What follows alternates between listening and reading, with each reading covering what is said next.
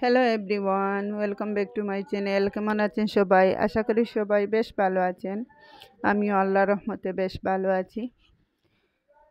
তো শীতকালীন শাকসবজি সবাই খেতে খুবই ভালোবাসে। শীতকালীন শাকসবজি তো প্রথম শীতের সবজিগুলা বলেন আর শাক বলেন ভাজি খেতে খুবই ভালো লাগে। আর এই যে দেখতে পাচ্ছেন কিছু লাল শাক এবং কিছু কলমি শাক, এগুলো আমার ছোট্ট ছাদে একটু বাগান আছে, সেই বাগান থেকে এই শাকগুলো আমি নিয়ে নিলাম ভাজি করার জন্য। এবার আমি শাকগুলো ভালোভাবে ধুয়ে নিয়েছি। এবার বটির সাহায্যে এগুলো আমি বেশ ভালোভাবে কেটে রান্নার জন্য রেডি করে নেব।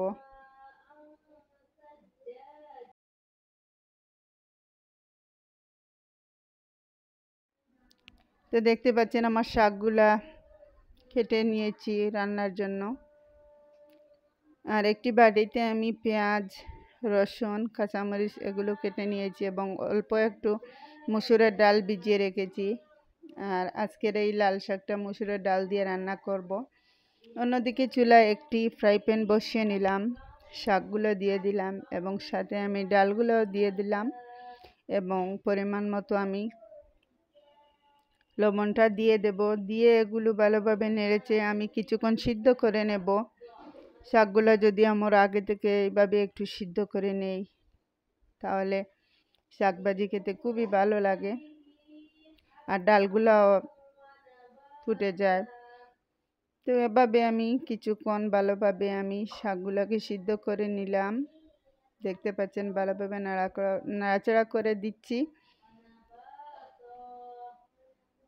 কিছুক্ষণ পর ফিরে এলাম, আমার শাকগুলো সিদ্ধ হয়ে এসেছে। এবার আমি একটি বাটিতে এগুলো তুলে নেব।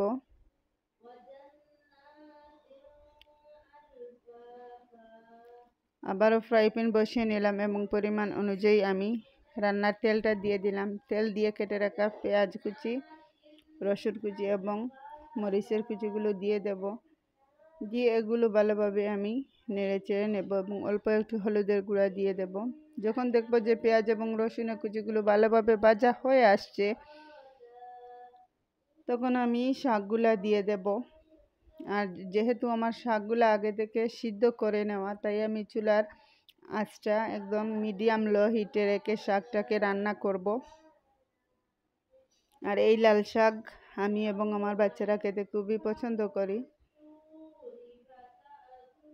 আর এইভাবে যদি আপনারা লাল শাকটা ডাল দিয়ে রান্না করে একবার খেয়ে দেখেন তাহলে বুঝতে পারবেন এর স্বাদটা কীরকম। খেতে খুবই ভালো লাগে এবং খুবই সুস্বাদু একটি খাবার। তো আবারও আমি নাড়াচাড়া করে ঢাকনা দিয়ে ঢেকে রাখলাম। কিছুক্ষণ পর ফিরে এলাম, ভালোভাবে নেড়ে চেড়ে দিচ্ছি এবং আমার শাকটা রান্না প্রায় কমপ্লিট হয়ে আসছে। এইভাবে কে কে লাল শাক রান্না করে খেয়েছেন কমেন্টে আমাকে জানাতে পারেন। আর যারা এখনও খাননি এইভাবে একবার ট্রাই করে দেখবেন, খেতে বেশ ভালো লাগে। সবাই ভালো থাকবেন, সুস্থ থাকবেন। আর যদি আমার এই ভিডিওটা ভালো লাগে তাহলে আমার পাশে থাকবেন।